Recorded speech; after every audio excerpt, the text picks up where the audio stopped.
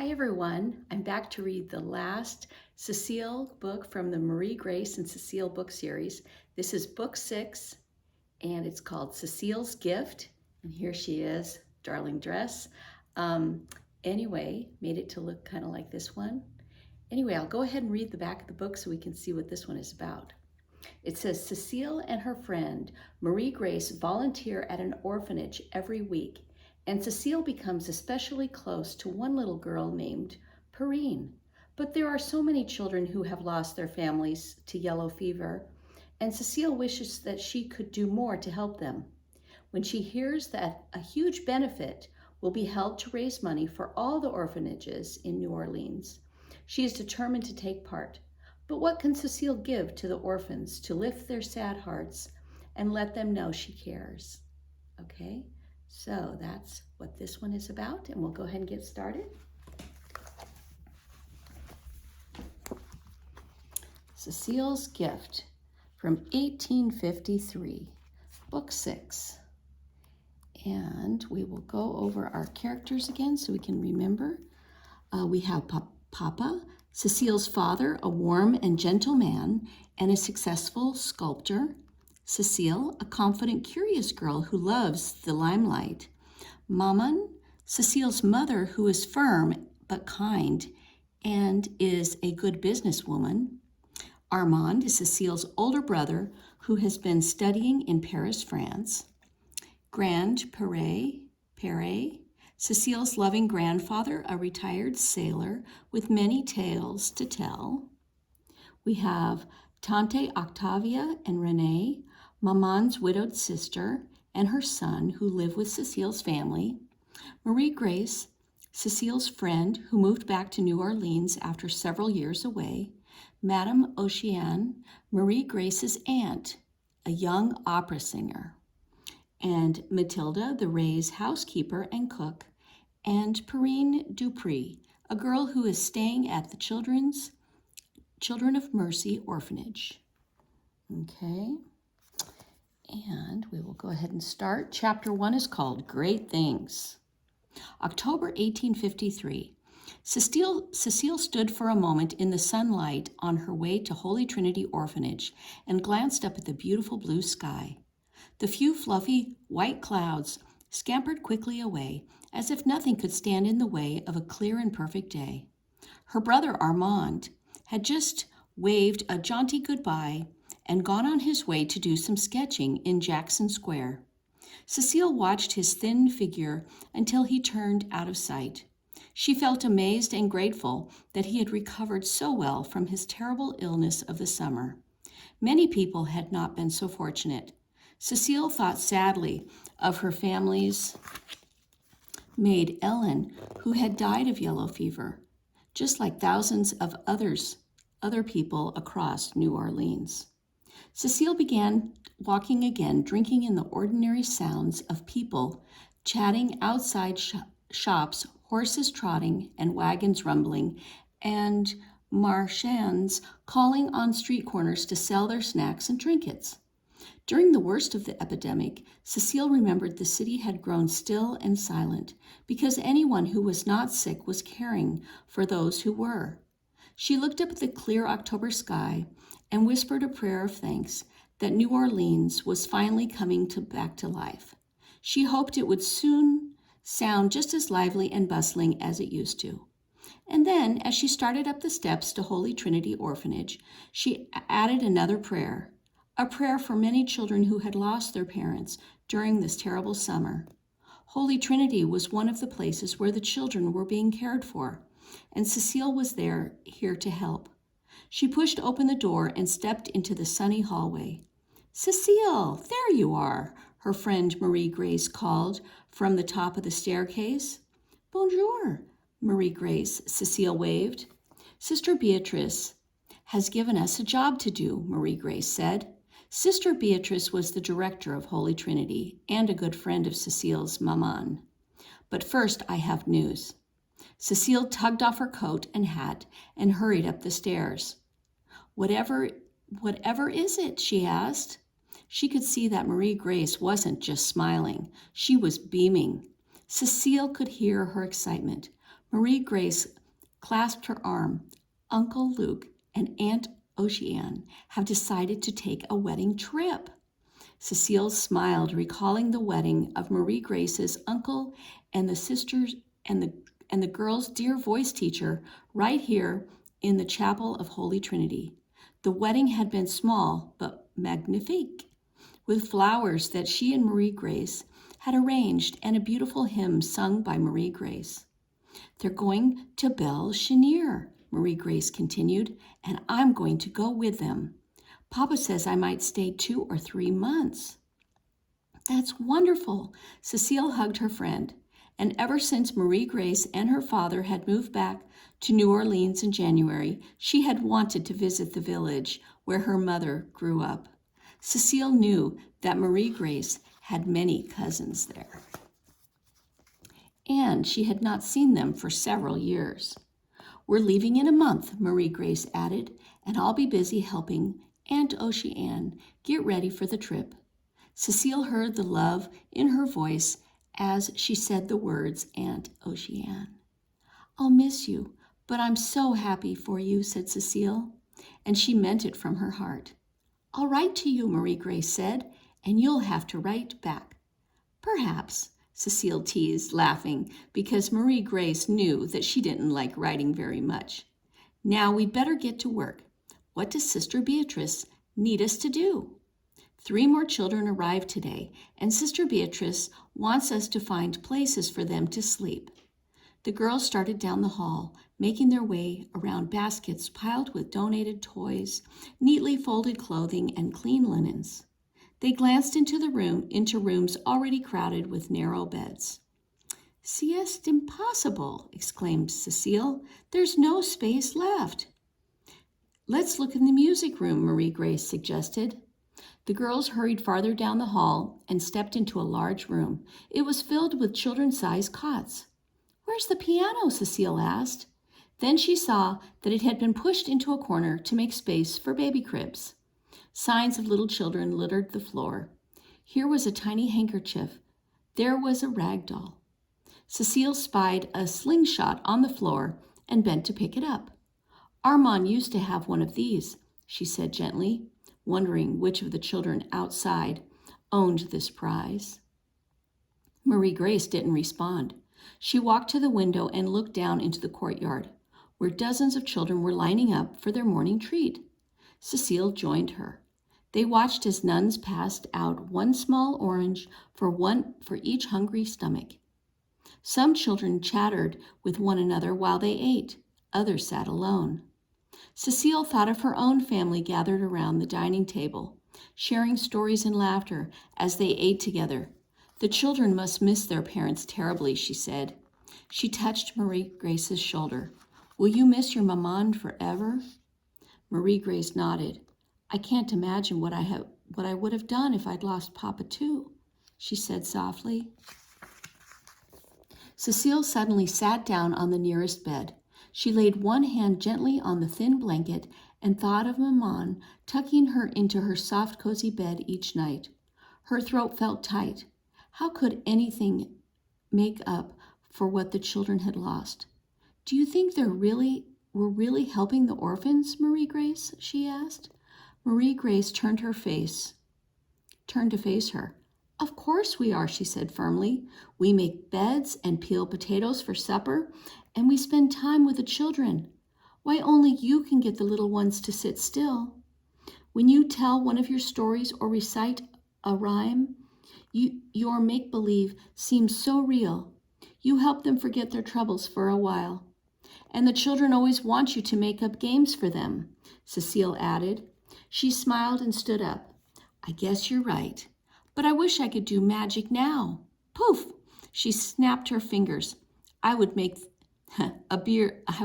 beds appear like so.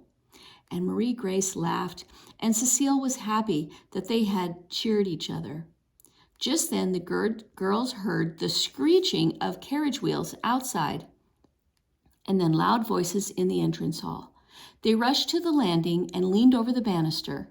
Cecile saw the orphanage doors thrown open and several nuns hurrying inside.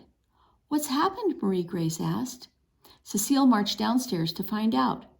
With Marie Grace at her heels, she hurried through the entrance hall and peered out the door. A delivery wagon was stopped at a wild angle across the street, and the driver was trying to calm his horses. Sister Beatrice was speaking to a policeman. One of the other nuns bent over a young man lying in the middle of the street. Cecile squinted at the still figure. "Someone's fainted," she gasped. As the girls stepped outside, they heard the policeman's loud voice. "He has the fever all right," he was saying, "dropped right in front of the wagon." Sister Beatrice was shaking her head. "Poor boy, he must be taken to Charity Hospital at once." Cecile glanced at Marie Grace with alarm. "I thought the epidemic was over."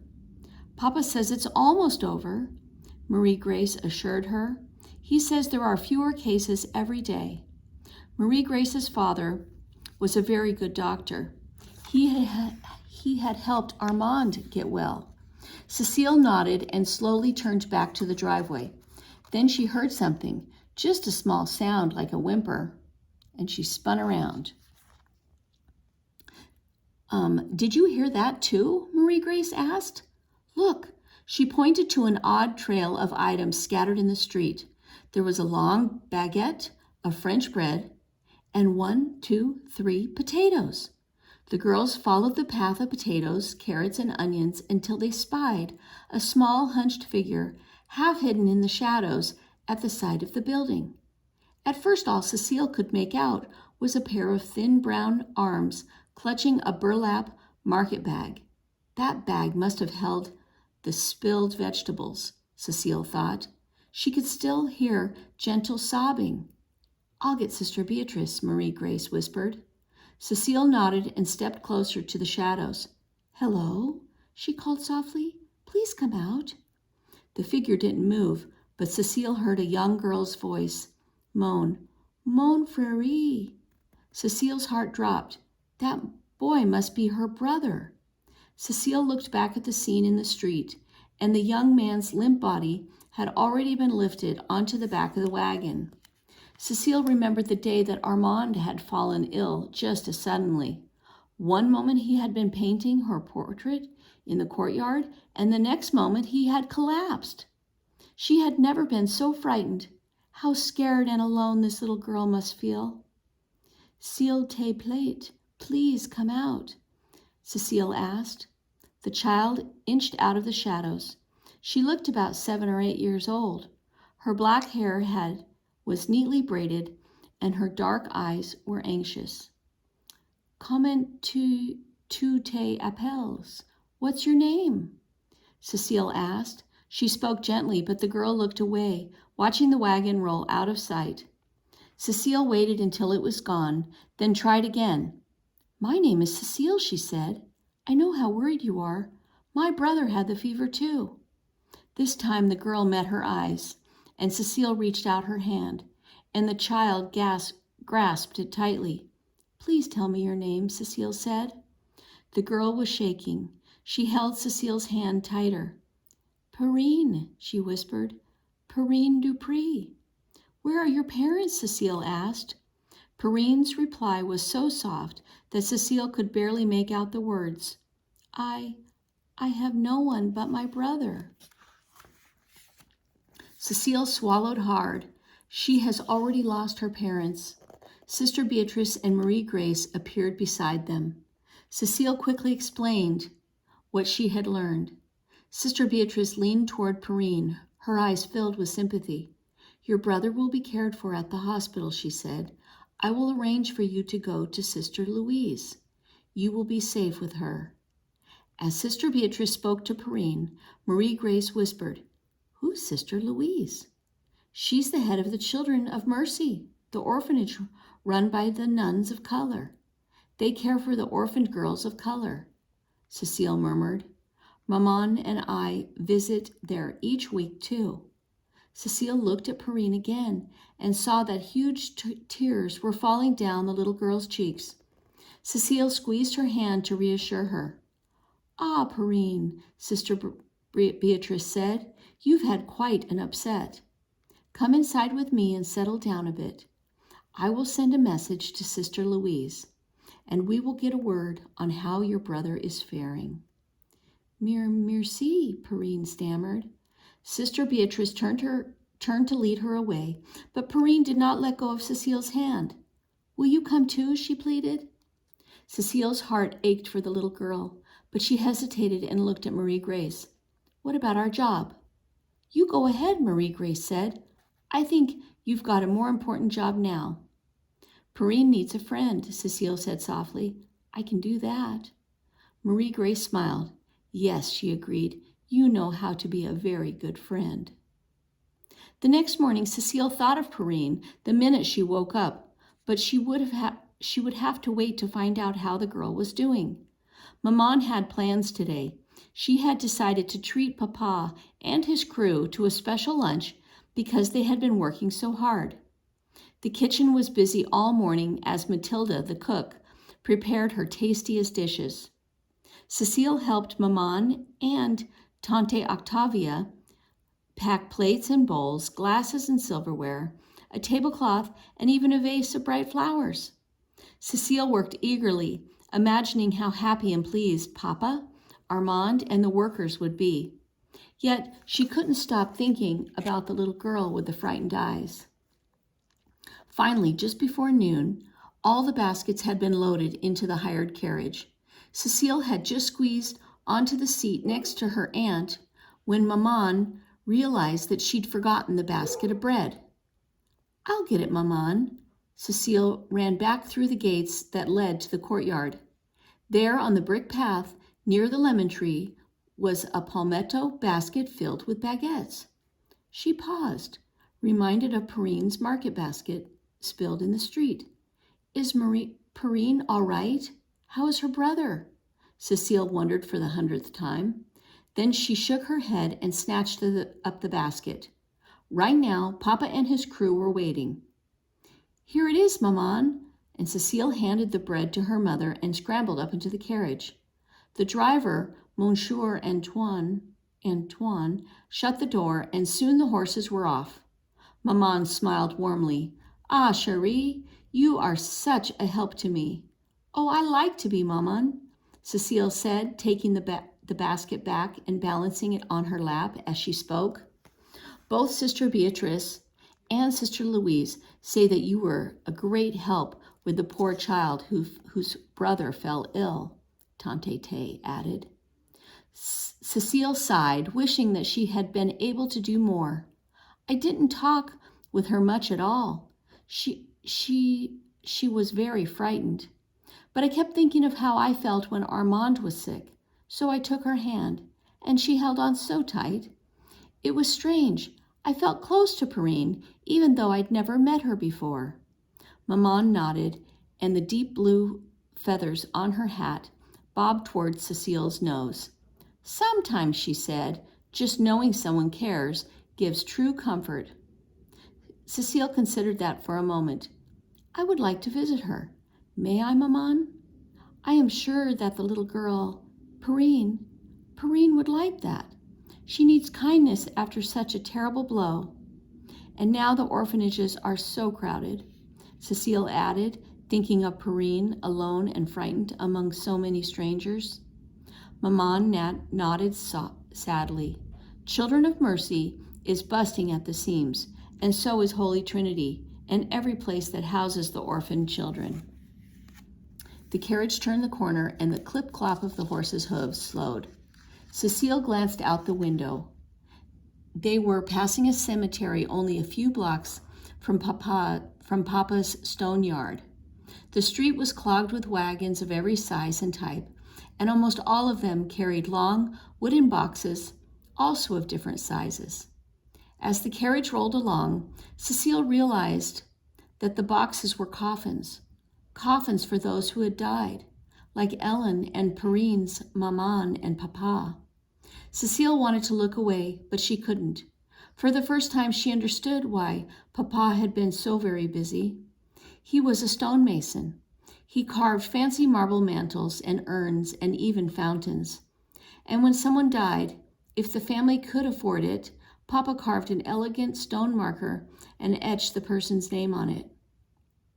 Monsieur Antoine turned into the winding drive of Papa's stone yard, clutching and coaxing his horses through the tall iron gates. When the carriage came to a stop, Cecile scrambled out first. The gravel of the driveway crunched underneath her boots, and she heard the clink-clank of tools ringing out of the wide shop doors. Cecile watched Maman go into the workshop to kiss Papa on the cheek and greet the workers. But she didn't follow. She didn't want to go inside the workshop where the tombstones were. At the side of the drive, Tante Tay spread a tablecloth over 2 long planks laid across wooden barrels. Monsieur Antoine began to unload the heavy crocks and baskets of food. Cecile caught the scent of spicy turtle soup, but she had lost her appetite. Still, clutching the basket of baguettes, she wandered off the gravel drive onto the stone yard. Papa's stone yard had always been one of her favorite places. Light and shadow bounced off the marble shapes that lived in this garden of stone, each waiting to become something beautiful. She remembered as a small child playing hide-and-seek here with Armand. Now Cecile wondered about the children whose parents' names were etched into the stone markers inside Papa's workshop. Would they remember good times with their families too? Or would they one day forget what it had been like to be in a family? Cecile leaned against a great block of stone, shaded from the warm October sun. She listened to the clinking of tools in the workshop stopped and water splashed as the men washed off the pump. She heard Grandpierre's deep, gruff voice, probably telling a joke, and then Armand's laugh, louder than all the others. She heard Maman's soft murmurs and the tinkle of spoons against bowls. Lunch was being served, but Cecile lingered in the shadows. She couldn't get the orphans out of her mind. Cecile? It was her father's voice. She turned around. Papa had taken off his work smock, but the dust in his dark hair glinted in the sunlight. Oui, Papa. Maman is looking for the bread, chérie. He reached to take her basket, but then he paused. He raised an eyebrow at her. Are you all right? I don't know, Papa, she said slowly. She told him about Perrine and about all the orphans at Holy Trinity and Children of Mercy, whose lives would never be the same after this terrible summer. She tried to put words to the feelings in her heart. Why do things have to change? Papa squatted down so that he could look into her eyes. Cecile stood very still.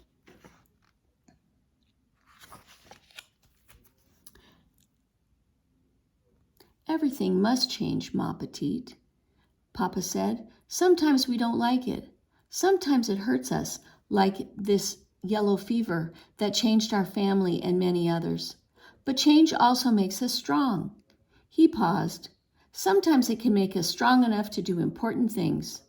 Cecile could hardly believe it, but if Papa said this, it must be so. Good things? She asked. Oui, great things. Papa smiled at her and stood up. It seemed to Cecile that her spirits lifted with him. Papa grasped her soft, small fingers inside his large, rough hand. Now come with me to the table. I'm starving. Cecile squeezed his hand and began to walk. She felt hopeful, suddenly, as if the door had opened inside her mind. Okay, and that is the end of chapter 1, and next time we'll read chapter 2.